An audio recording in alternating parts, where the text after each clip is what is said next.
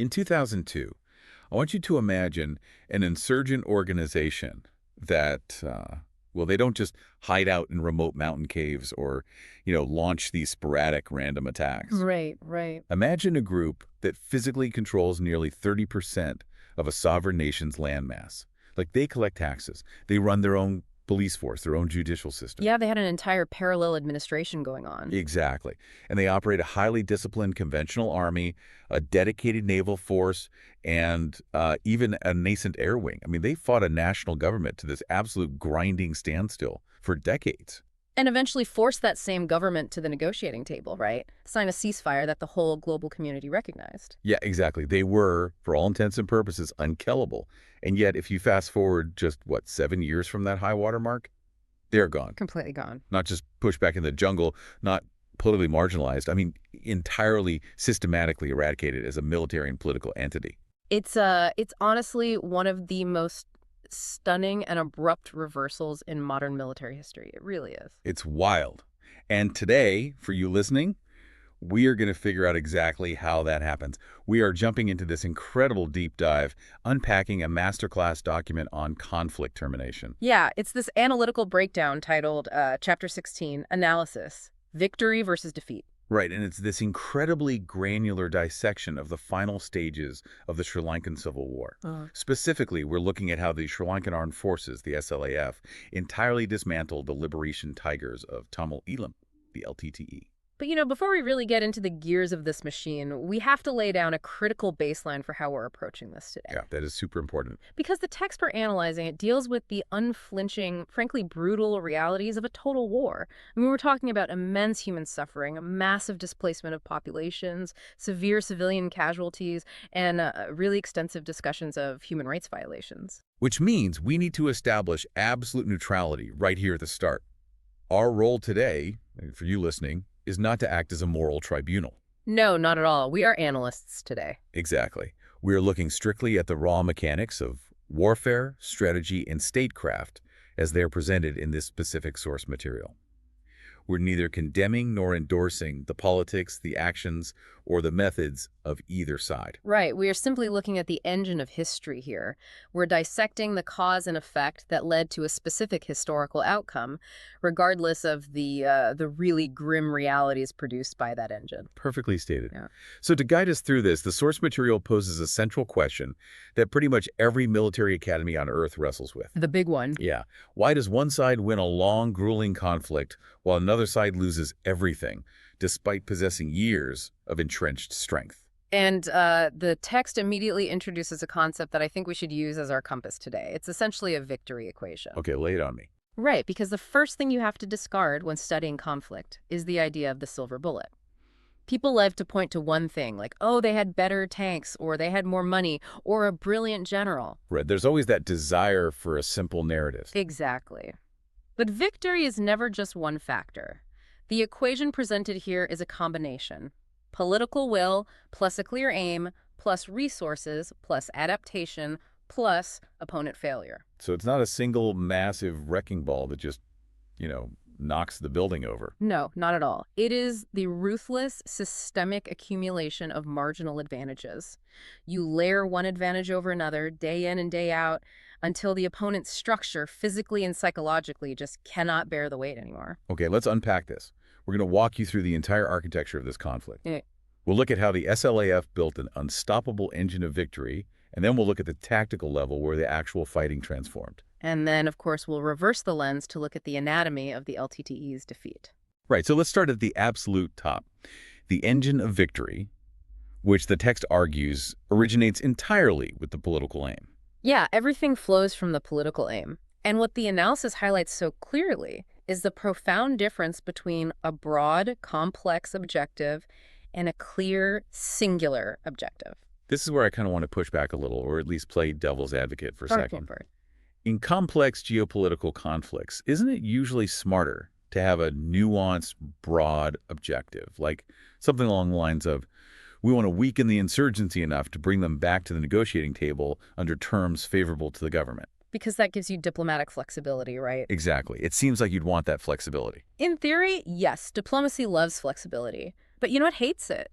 The military machine. Okay. When a political objective is broad or nuanced, resources just scatter. Operational momentum constantly stalls because your field commanders are out there second-guessing whether destroying a specific target might, ruin peace talks scheduled for next week. Oh, that makes total sense. They're paralyzed by the politics. Exactly. And what the Sri Lankan government realized was that decades of nuanced approaches had just completely failed. They had tried ceasefires, they had tried regional autonomy negotiations. So what was the actual pivot point? The realization that previous methods were just allowing the opponent to survive and regroup. So the cause of the shift was just total exhaustion with this cycle of failed peace. Right. And the decision was to redefine the political aim to be singular and absolute. The end state was defined as the total destruction of the LTTE, nothing less. I can see how that changes the entire bureaucracy. I mean, think about it like corporate or personal goal. Oh, yeah, that's a good comparison. If your goal is just make things generally better, well, everyone has a different idea of how to do that, right? Yeah. You get pulled in 50 directions. Everyone brings their own pet project to the table. Exactly. But if your goal is acquire company X by Tuesday, every single department aligns to make that one specific thing happen. That's spot on. The operational effect of that clarity is hyper-focused planning. And we see this perfectly illustrated in 2008. What happened in 2008? Well, the LTTE, realizing they were under immense pressure, attempted to seek a ceasefire. And historically, this was a brilliant tactic of theirs. A stalling tactic. Exactly. They would call for peace when they were weak, use the international pressure to force the government to halt the army, and then use those quiet months to rearm, recruit, and eventually break the ceasefire when it suited them. But because the government's aim was now singular total destruction, they just ignored the ceasefire request. They absolutely rebuffed it. There was no hesitation. The operational momentum was never paused, which leads to the strategic outcome, an unwavering political will that was capable of withstanding unbelievable international pressure. Because the objective was so clear, the state didn't fracture when things got difficult. Which brings us to a concept the text calls the national power synchronization model. Because, political will alone doesn't buy bullets or move troops. Right. You need the actual machinery of the state. It's a 5-pillar model. To achieve total victory, a state has to synchronize political power, economic resources, military capability, diplomacy, and information management. All moving together. Yes, they have to move in lockstep, like a fist closing around the target. Let's drill into the 4th pillar there. Diplomacy. Because, honestly, my assumption is always that wars are won on the physical battlefield. A lot of people think that. Yeah. But the text makes a really compelling argument that this war was heavily prepared and in many ways actually won in the diplomatic corridors of foreign capitals. It's a vital point. Let's look at the cause and effect here. The Sri Lankan government was prosecuting this massive, aggressive military campaign. Right. And the immediate cause of their diplomatic crisis was that the international community was horrified by the collateral damage. There were hundreds of thousands of internally displaced civilians. Which brings massive pressure. Absolutely. There were persistent, severe allegations of human rights violations. Western nations and international organizations were threatening to pull funding, impose sanctions, and halt arms sales. So how does a government survive that? I mean, if the West cuts off your military supply chain, your war machine starves in, what, a matter of months? It would, yes. But they survived by optimizing their diplomatic efforts to build a completely separate supply chain and a political shield. Okay, how did they do that? The government made a calculated decision to ruthlessly prioritize the military objective over appeasing Western human rights concerns. Instead of backing down, they pivoted. They'd look elsewhere. Exactly.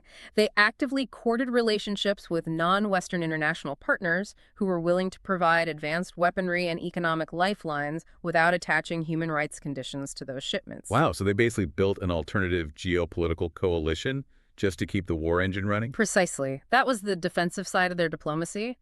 But the operational effect was also offensive. How can diplomacy be offensive in this context? While securing their own weapons, the Sri Lankan diplomatic corps worked relentlessly to undercut the LTTE's global networks. But the LTTE was a non-state actor. How do you sanction a group that doesn't have an official embassy or a recognized government? By capitalizing on the global shift in anti-terrorism laws, especially in the post-9/11 landscape. Oh, right. The whole global paradigm had shifted. Exactly. The Sri Lankan government provided highly actionable intelligence to foreign nations, proving that various international charities, front companies, and shipping fleets were actually funneling money to the LTTE. They exposed the front organizations. Yes. They convinced global powers to designate the LTTE as a terrorist organization, which then allowed foreign governments to freeze the LTTE's bank accounts and arrest their procurement agents abroad. That is fascinating. So the strategic outcome is a total inversion of power. The SLAF achieves complete freedom of action. They're getting new planes, new weapons, and diplomatic cover at the UN. While the opponent is starved. Right. The LTTE is completely isolated. They can't buy weapons, they can't move money, and they have no international friends left to force a ceasefire. I mean, the battlefield was entirely shaped before the soldiers even fired a shot. Which transitions us perfectly into how the actual military machine was built to capitalize on that isolation. Because, political will and diplomatic shields only give you the opportunity to fight. Right, you still have to actually win the battles in the mud. Exactly. Let's look at capability enhancement. And the crucial phrase here is that this enhancement happened before the decisive phase of the war. They didn't try to build the plane while they were flying it. No, they grounded everything, built a brand new plane, and then took off. The context here is critical, right? The conflict was entering what is known as Elam IV. Right. And for the listener, just to clarify, Elam refers to the independent state the LTTE was fighting to create. Okay. The Civil War had distinct phases separated by those failed peace processes we mentioned. Elam I and Third and the Third were previous iterations of the war over the prior 2 decades. So what was different about Elam IV? When Elam IV began around 2006, the SLAF realized a fundamental truth. They simply could not fight this new phase with the army they had used in Elam III. Why not? I mean, a gun is a gun. An army is an army. Why couldn't they use the same guys? Because the LTTE had evolved drastically. They were fighting a highly sophisticated insurgency in incredibly dense jungle terrain. The SLAF realized that having thousands of troops trained for standard conventional border warfare operations was basically useless in that environment. So the cause is the realization of a massive mismatch in capabilities. What was the decision? A massive radical overhaul. They initiated an enormous recruitment drive to flood the theater with manpower, but more importantly, they fundamentally changed their equipment and their structure. How so? They abandoned a lot of their heavy, standard conventional gear that was just getting bogged down in the mud and the thick jungles. Instead, they procured specialized lightweight weapons, advanced communications gear, and customized platforms designed specifically to hunt insurgents in the jungle. And the text also highlights a massive structural change regarding how they protected their rear lines, right? The Civil Defense Force. Yes, that was huge. In previous phases of the war, whenever the army pushed deep into LTTE territory, the LTTE would simply slip right around them. And hit them from behind? Exactly. They'd attack the unprotected villages and the supply lines far behind the advancing army. So the army would then have to turn around, lose all their forward momentum, and rush back to defend the civilians. It's a classic guerrilla tactic. Yeah. Pull the big, slow army back by hitting the soft targets in the rear. It works brilliantly. So the SLAF decision was to massively expand and arm a civil defense force. Essentially, these were heavily armed, trained local villagers and paramilitaries. Their sole job was to hold the rear areas. Yes, just protect the villages. That is a brilliant operational effect. Right. Because suddenly, the professional, highly trained infantry is completely unchained. They don't have to look over their shoulders anymore. Exactly. They don't have to leave half their battalion behind to guard a checkpoint or a village. The entire professional military can be pointed forward like a spear. Which leads to the strategic outcome. An overwhelming capability advantage right at the moment the decisive battles began. But to your earlier point, a spear is only as dangerous as the person throwing it. So we have to talk about leadership selection. Oh, this is one of the most fascinating parts of the whole analysis. I really want to dig in here because the command culture shift is wild.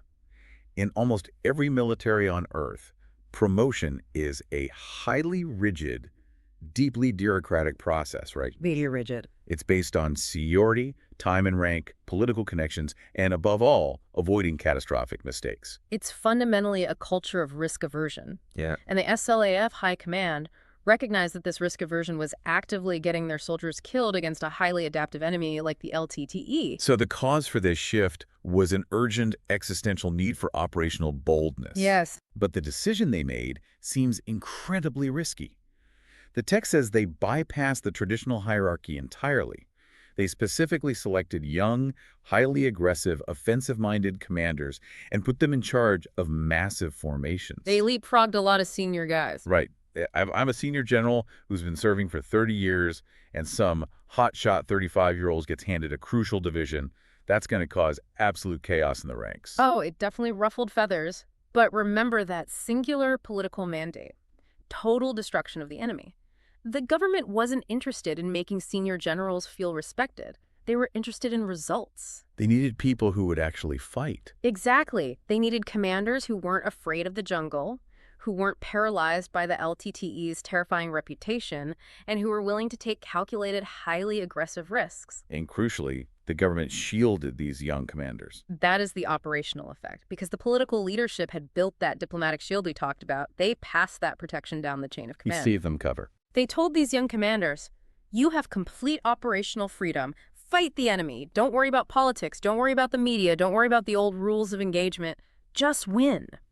Man, the speed of decision-making must have just skyrocketed. It did. Because if a field commander doesn't have to radio back to headquarters to get permission from 3 different lawyers and a politician before launching an ambush, they can move faster than the enemy. Exactly. They gained operational tempo. And the strategic outcome of this leadership shift is something you cannot buy with an unlimited defense budget: morale. Unprecedented aggressive morale. Right.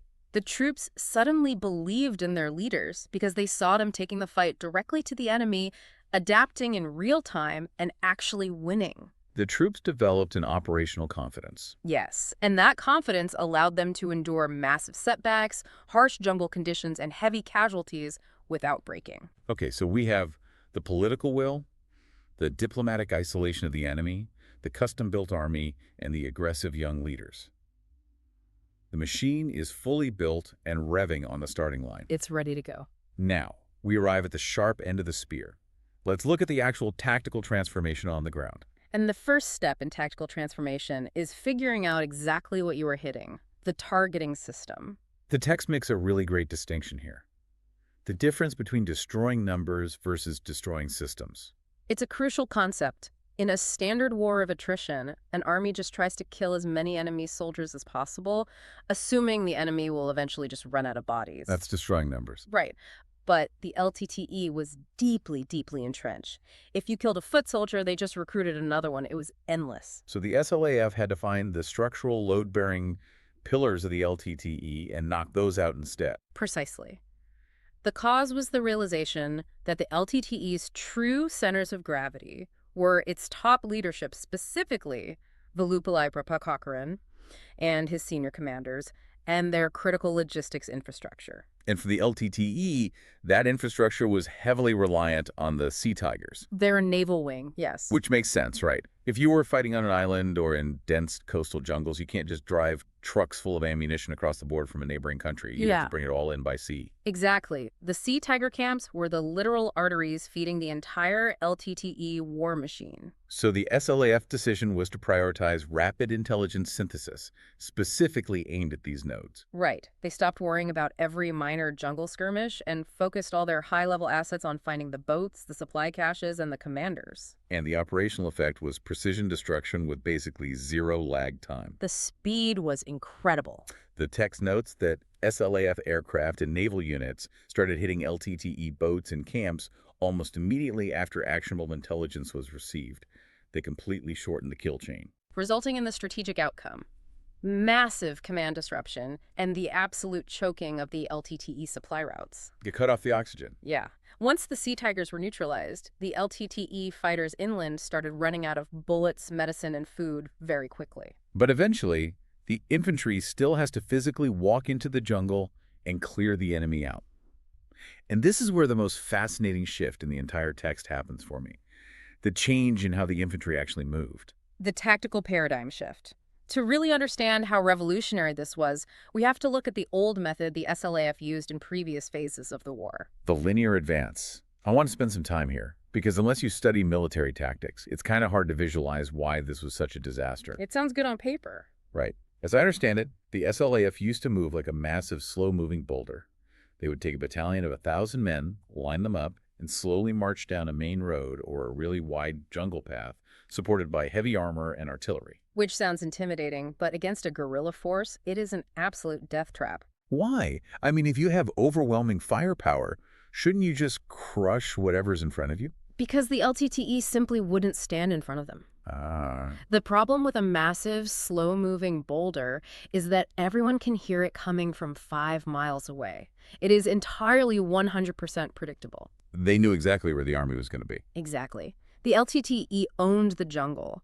So when this massive SLAF column would slowly advance, the LTTE would just melt into the thick vegetation on the flanks. So the SLAF is just marching down a corridor of enemies. Precisely. The LTTE would use improvised explosive devices, IEDs, to blow up the lead vehicle. And that stops the whole column. The entire column instantly halts, and the moment it's stalled, the LTTE, operating from the hidden flanks, would unleash deadly pre-sighted mortar and artillery fire right into the clustered troops. Wow. Then they would launch lightning-fast ambush attacks and fade right back into the jungle before the SLAF could even bring their heavy guns to bear. It's just a meat grinder.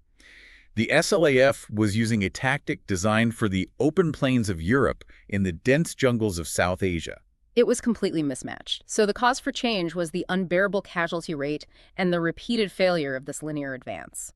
The SLAF realized they had to fight the LTTE the way the LTTE fought. They had to get off the roads. They had to abandon the roads entirely. They had to enter the jungle. So the decision was the creation of the SLATs, the Special Infantry Operations Teams. This is arguably the turning point of the ground war. Instead of one massive battalion of 1,000 men lumbering forward, the SLAF broke their forces down into tiny, highly specialized units. How tiny? We are talking about teams of 4, 8, or 12 men. Okay, so instead of a single massive boulder, they unleashed a swarm of venomous bees. That's a perfect way to picture it, and not just a few teams either. By 2008, the SLF had fundamentally retrained the bulk of their infantry. 30,000 troops were operating in these tiny SA clusters. Walk me through what a four-man team is actually doing out there. Because honestly, sending 4 guys into a jungle controlled by thousands of insurgents sounds like a suicide mission. It does. It requires immense training, peak physical endurance, and incredible psychological resilience. So what's their operational effect? These teams were pushed far ahead of the main army lines. They would infiltrate up to 4 kilometers deep into LTTE-controlled jungle. They moved silently, often at night. They absolutely didn't rely on roads. What's their main objective? Just to shoot whoever they see? No, their primary objective early on was intelligence and disruption. A 4-man team would set up a hidden listening post near a major LTTE supply route. Just watching And mapping the enemy's movements. Then they would call in highly accurate artillery strikes on LTTE camps without the LTTE ever knowing they were being watched. Wow. They would conduct lightning ambushes on small LTTE patrols and then vanish. They would jam local communications. They were basically turning the jungle against the LTTE. Exactly. The strategic outcome of 30,000 troops operating this way was devastating. It created complete paralyzing uncertainty for the insurgents. Because they couldn't find the front line anymore. Right. In the old days, the LTTE always knew where the front line was. It was wherever the big SLAF column was parked on the road. Now, there was no front line. The front line was literally everywhere. The LTTE could no longer prepare fixed defenses because they didn't know which axis the attack was coming from. They were constantly being harassed, ambushed, and bombarded from every direction simultaneously. The SLT concept completely neutralized the LTTE's historical advantage in jungle warfare. It did, and the SLAF pushed this concept even further with something called deep penetration operations. Oh, right. If the SAOs were operating 4 kilometers deep, the deep penetration units, the absolute elite special forces, were operating incredibly deep behind enemy lines. Like how deep? Deep enough that they were sometimes out there for weeks at a time without resupply. Man. And their mission was specifically targeted at the top of that system we talked about earlier, right? Leadership and command and control. Exactly. It reinforces the concept that intelligence superiority equals decision superiority. These deep penetration teams were assassinating high-level LTTE commanders in areas where the LTTE felt entirely 100% safe. I can't even imagine the psychological toll that takes on an organization. You think you're safe in your own territory, and suddenly your commanders are getting taken out. It's terrifying. Which brings us perfectly into the next layer of this analysis. Because warfare is intensely physical, obviously, but it is ultimately fought in the mind. Yes, the psychological dimension. The text spends a lot of time analyzing this concept of moral ascendancy. Winning creates further winning. It's compounding psychological momentum. It really is. But how does an army actually manufacture moral ascendancy? Is it just, cheering loudly and giving motivational speeches? No, it's the result of everything we've discussed coalescing at once. The SLAF soldiers had better specialized equipment now. They had a completely unyielding political mandate that told them the entire country was behind them. And they had those young, aggressive commanders. Right. And crucially, they were finally experiencing rapid, undeniable battlefield successes because of the new SAF tactics. The system was working. And when a soldier sees the system working, their morale just skyrockets. The SLAF literally felt invincible. But look at the mirror image. Look at what was happening in the minds of the LTTE fighters at the exact same time. The inverse. For 2 decades, they had felt superior. They owned the jungle. But suddenly, they had completely lost the initiative. They couldn't predict where the SLAF was. Their supply lines were choked off by the naval blockade. And their top commanders were being assassinated deep in their own supposedly safe territory. So the psychological dimension just totally flipped. The LTTE's morale didn't just dip, it broke. It shattered. But, the mind of the soldier on the battlefield is really only half of the psychological war. Right. The other half is the mind of the public back home. This brings us to information control. Modern conflicts are essentially fought on 2 fronts simultaneously: the physical battlefield and the information battlefield. And this is perhaps one of those controversial, yet objectively speaking, strategically effective elements of the SLAF strategy. It is. Let's trace the cause and effect here. The Sri Lankan government knew that total war is ugly. Brutal. There would be massive casualties, both military and civilian. There would be operational setbacks. The cause for concern was that if the domestic public or the international community saw the unvarnished, bloody reality of this daily grind, they might lose their nerve. Right. Public outrage could stall the war machine, demand a ceasefire, and ruin that singular political aim we talked about. Exactly. But I have to push back here. In a modern era, how do you even stop information from getting out? Doesn't a media blackout usually just backfire and make the government look incredibly guilty? It carries an immense diplomatic cost, absolutely, which is exactly why they needed that geopolitical shield we discussed earlier. The alternative allies. Right, because they had that shield. The decision they made was absolute, strict regulation. The government actively controlled the media narrative and ruthlessly restricted physical access to the battle zones. So no reporters on the front lines. Independent journalists, international observers, human rights groups, they were largely kept entirely out of the active combat areas. So the operational effect is basically an artificial monopoly on truth. Almost no adverse reporting of military blunders, heavy troop casualties, or civilian atrocities reached the general public in real time. Exactly. And the strategic outcome of that censorship was an unbroken, highly curated political narrative. The public only sees what the military wants them to see. The public in the South only saw the momentum of victory. They only saw the map showing territory gained. And this sustained the immense political will required to fund the war, to keep recruiting more soldiers, and to accept the economic hardships. The information blackout effectively built a soundproof room around the military, allowing them to finish the job without domestic interference. It is a stark, deeply unsettling reminder that in the mechanics of total war, truth is very often viewed by commanders as an operational vulnerability that simply must be managed. Wow, okay, we have now seen the complete architecture of the SLAF's victory. The political clarity, the diplomatic shielding, the SOE tactical innovation, and the absolute control of information. A whole engine. But a victory of this magnitude requires the opponent to fail, just as spectacularly. It takes 2 to tango, yeah. Which brings us to the second half of this puzzle, the anatomy of defeat. Let's reverse the lens and look at the LTTE. And I want to remind you listening, just to keep the scale of this collapse in perspective. In 2002, they were a global heavyweight of insurgency. Massive. 30% of the country under their flag. How do you go from that zenith to total annihilation in less than 10 years? Well, the text allows us to construct what we can call a collapse model. Defeat on this scale is not just losing a few battles, it's systemic. What's the equation? The equation for their defeat is strategic errors plus resource loss plus internal division plus wrong adaptation equals complete failure. Let's start with that first variable, strategic errors.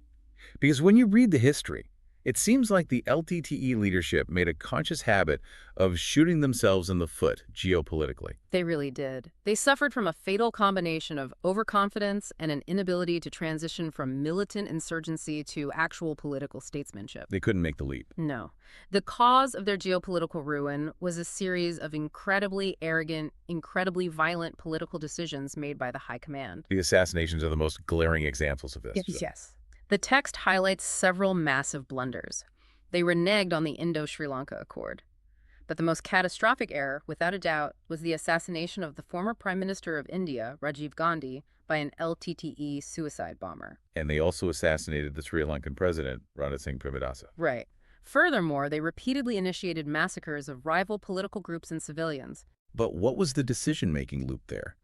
Why use a suicide bomber on a foreign head of state when you are actively trying to build an internationally recognized country? It makes no sense. Because for decades, violence had solved all their problems. If a politician stood in their way, they just removed them. It was just a behavioral pattern. Exactly.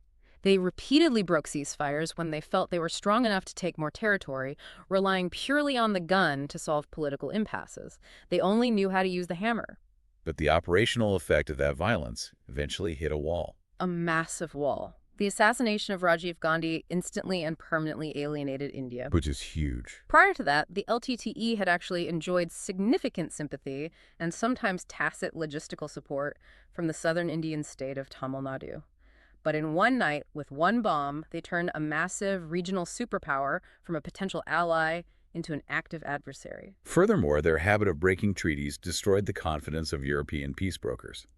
Nobody trusted them anymore. Which leads to the strategic outcome: absolute international isolation. It is the perfect counterexample to the SLAF. Right, while the government was brilliantly building international coalitions to get weapons and block funds, the LTTE's own tactical actions, these high-profile assassinations, created irreversible strategic damage. They built their own cage. And isolation breeds internal rot. Which brings us to the next variable in the collapse model: organizational decline. The contrast between the LTTE of the 1990s and the LTTE of 2008 is just jarring.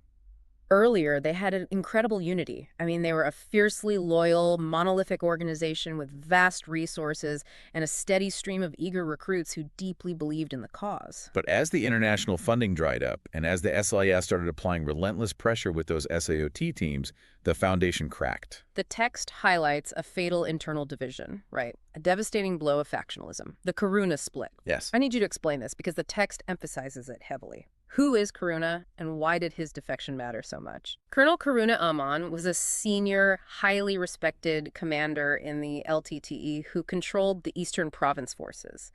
Now, the LTTE was largely dominated by leadership from the north. Okay.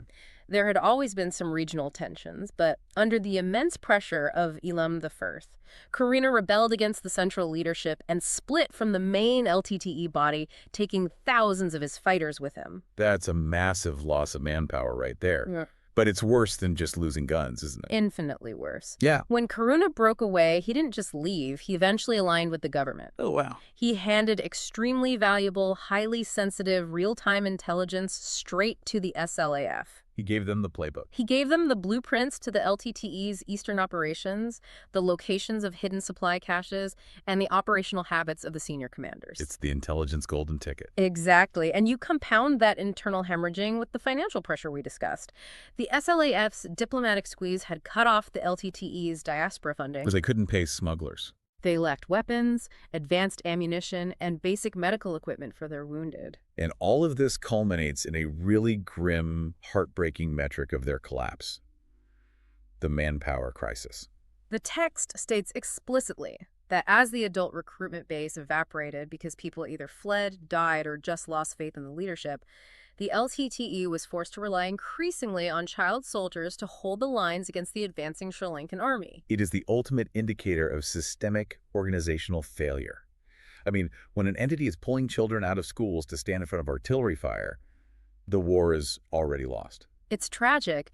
Yet even with all of these cascading disadvantages, the lost international support, the Karuna defection, the financial ruin they might have survived as a nuisance guerrilla force in the deep jungle for another decade. They could have just melted away. They could have, but they didn't, because they made one final, fatal choice. The wrong operational choice. I read this part of the analysis 3 times because it basically defies all military logic. It does. The core strength of any guerrilla force in history, from the Viet Cong to the Mujahideen, is mobility, surprise, and dispersion.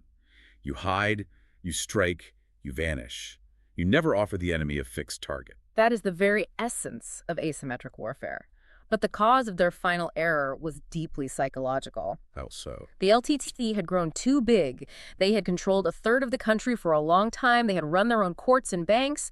They wanted to prove to the world, and frankly to themselves, that they were a legitimate state with conventional military strength. So the decision was to abandon their guerrilla roots completely. Yes. Instead of melting into the jungle and fighting a war of attrition against the SLF's SIO teams, the LTTE decided to hold fixed, strategically significant territory. They tried to fight like a regular army. They dug trenches, they built massive earth bunds, they tried to fight a conventional static defensive war against a rapidly modernizing national army. It's suicide.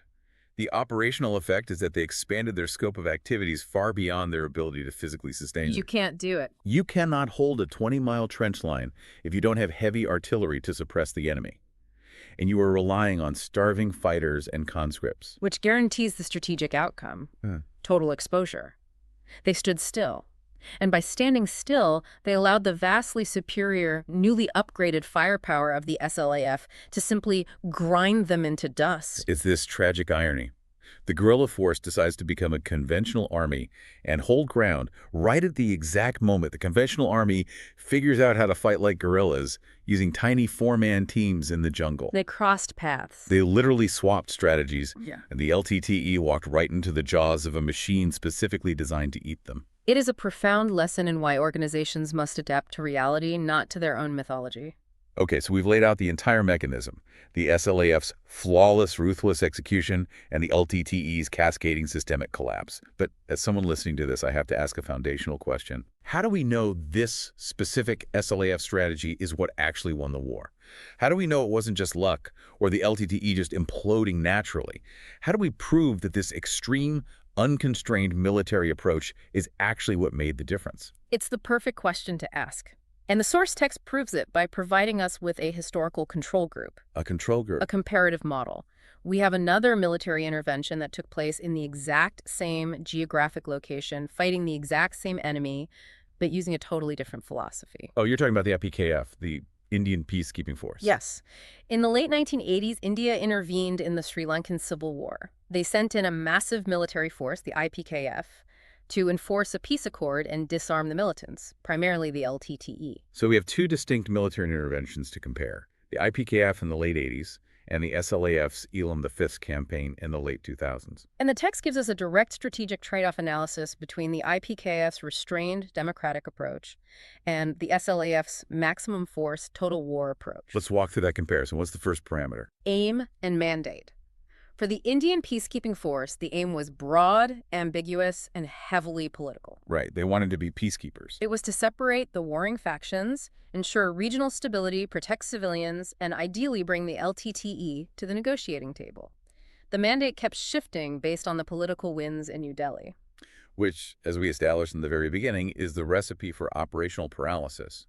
And the SLAF's mandate in Elam IV. Singular. Unambiguous. Crush the militancy militarily. The mandate never changed. Next parameter, political support. The IPKF fought with one hand tied behind its back politically. They lacked unified domestic support back in India. Because of Tamil Nadu. Exactly. The powerful Indian state of Tamil Nadu had deep ethnic and cultural ties to the Sri Lankan Tamils and heavily sympathized with the LTTE. The Indian central government was constantly second-guessing the military to avoid alienating Tamil Nadu voters. And the press. Furthermore, a free and active Indian press was constantly reporting on the horrific casualties the Indian army was taking, which fundamentally undermined the war effort at home. Contrast that with the SLAF. Total unified government support. A massive majority ethnic backing from the Sinhalese population in the south. And, as we discussed, a heavily controlled media narrative that silenced dissent and only reported victories. What about force structure and training? The Indian Army is massive and highly professional. Why did they struggle? Because they sent a conventional force to fight an unconventional war. Ah. The Indian troops were trained and equipped to fight massive land wars against Pakistan or China. They had heavy armor, massive supply chains, and rigid doctrines. With the exception of a few specialized units, they had no specific training for the Sri Lankan jungle or urban counterinsurgency. They were the massive, slow-moving boulder. Exactly. Yeah. And the LTTE just bled them dry with ambushes. The SLAF, conversely, learned from that. They built a bespoke force, the SOTs, tailored entirely down to the squad level to hunting the LTTE in the jungle. Now, in fairness to the IPKF, the opponent condition was vastly different, wasn't it? Yes, that is a crucial piece of context. The IPKF fought the LTTE at their absolute terrifying peak. They were fully funded and united. The LTTE was unified under Prabhakaran, massively funded by the diaspora, wildly popular among the local populace who saw the Indians as invaders, and highly motivated. Whereas by Elam IV, the SLAF is fighting an LTTE that is fractured by the Karuna split, starved of resources by international diplomacy, and relying on kidnapped child soldiers. True. But the final and perhaps most defining parameter of this comparison is the civil factors and operational method. This is where the grim reality of the trade-off is starkest. How did the two forces handle the reality of fighting in populated areas? The IPKF operated under immense democratic restraint. They deliberately avoided using heavy artillery or air power in populated areas to minimize civilian casualties. Which means the infantry has to go in. Exactly, which meant Indian soldiers had to clear houses room by room, taking horrific losses. They diverted massive amounts of their troop strength to run humanitarian operations, trying to win hearts and minds. So trying to do everything at once. They even took on the immense burden of trying to run the local civil administration, repairing roads, running hospitals. They were trying to be state builders and peacekeepers while simultaneously fighting a ruthless insurgency. And it bogged them down completely. Now look at the SLAF operational method. Right. The text is very unflinching here. It is. The SLAF used extreme, uninhibited force. They undertook operations with little to no regard for civilian displacement or the destruction of infrastructure. If the LTTE was in an area, The SLAF brought overwhelming firepower to bear, full stop. they didn't divert troops for humanitarian aid. No. They simply cleared areas with force, pushed the displaced populations into massive government-run camps, and handed the rubble over to civilian authorities immediately. The military did not stop to rebuild. They kept moving forward, keeping the pressure on the LTTE. It is a profound, deeply unsettling comparison. It really highlights the choices involved. The restrained, humanitarian, democratic approach of the Indian peacekeeping force failed to defeat the insurgency. They suffered thousands of casualties and ended in a politically costly withdrawal. And the ruthless, singular, unconstrained approach of the Sri Lankan armed forces achieved absolute, total military victory. It frames the ultimate strategic trade-off that leaders face. Political mandates dictate military effectiveness. Exactly. If a government demands a clean, humanitarian war against an entrenched, ruthless insurgency, it may be asking the impossible of its military. You cannot fight a total war with half measures. Exactly. The mechanics of victory in this specific environment demanded total commitment, regardless of the cost. Which brings us to the synthesis of this entire masterclass. How do we pack this massive, complex history into a framework that someone listening can carry with them? Whether they are analyzing geopolitics, studying military history, or even just looking at how massive organizations succeed or fail. I like to visualize this through two pyramids. These are the mental revision tools we can extract from the text. Let's look at the victory factors pyramid first. Build the SLAF pyramid for me. The solid, unshakable base of the SLAF victory pyramid is the clear political aim and absolute unity of effort. If that base cracks, everything falls. Down the middle. The middle tier of the pyramid is capability enhancement and diplomatic shielding, building a bespoke machine for the exact problem at hand and insulating that machine from external interference. And the top. The razor-sharp tip of the pyramid is tactical innovation, the 30,000 troops operating in four-man SIOTs, and the deep penetration operations that pierce the enemy's heart. It's a perfect structure. And the defeat factors pyramid for the LTTE. The broad, crumbling base of their defeat was strategic alienation, hubris, assassinating foreign leaders, and completely isolating themselves from global support. The middle tier. Organizational rot, the Karuna factionalism, the loss of intelligence, and profound resource starvation. And the tip of their pyramid of failure. The wrong operational choice. abandoning their asymmetric strengths to fight a static, conventional trench war against an overwhelmingly superior force. If I had to synthesize the core lessons of this entire conflict into a handful of unshakable truths, a mental one-page revision sheet for our listeners, I'd boil it down to this. Nice here. 1. Wars are often won before the shooting starts through absolute political clarity. If you don't know exactly what you want, you will lose. Agreed. 2. Diplomacy is not just about making peace. It is a weapon used to starve the enemy's logistics and build a shield around your own military actions. Absolutely. 3. Tactical innovation, changing how the infantry moves, like shifting from giant boulders to venomous swarms, can completely unbalance an enemy that had been fighting the same way for decades. That's on. 4. Information control on the home front is viewed by military planners as just as critical as ammunition control on the front lines. It's the second battlefield. And 5. An insurgency signs its own death warrant the moment it tries to hold ground and fight like a conventional state without conventional resources. That is a flawless synthesis of the brutal mechanics of this victory and defeat. We've walked through the blueprint. We started with a massive, terrifyingly strong building, an insurgency that controlled a third of a nation. And we've seen exactly how the foundation of that building was undermined, microfracture by microfracture. Right. Through geopolitical maneuvers, bespoke military training, devastating tactical shifts, and a singular, unyielding focus. Victory is never a silver bullet. It is the ruthless synchronization of national power, combined with aggressively capitalizing on every single mistake your enemy makes. But, as we close this analysis and step back from the raw mechanics we've been studying, I really want to leave you, the listener, with a final lingering question to mull over. Lay it on. We have dissected exactly how the SLAF achieved their total victory. The equation worked. But acknowledging that reality requires us to ask a deeply uncomfortable question about the nature of the modern world. If a definitive, absolute military victory against an entrenched, fanatical insurgency requires the complete, unwavering integration of political, diplomatic, and information power often achieved at the direct expense of international human rights norms, media transparency, and humanitarian concerns, is total victory in modern conflict, inherently incompatible with the restrained, democratic approach to warfare. Wow. Can a state win cleanly against an enemy that fights dirty? Or does true victory demand you discard the rulebook, break out the wrecking ball, and tear the building down by hand, regardless of the collateral damage? It is a heavy, chilling question and one without an easy answer. Thank you for joining us on this deep dive into the absolute raw mechanics of history. We'll be back next time to unpack another puzzle. Until then, keep questioning the foundation.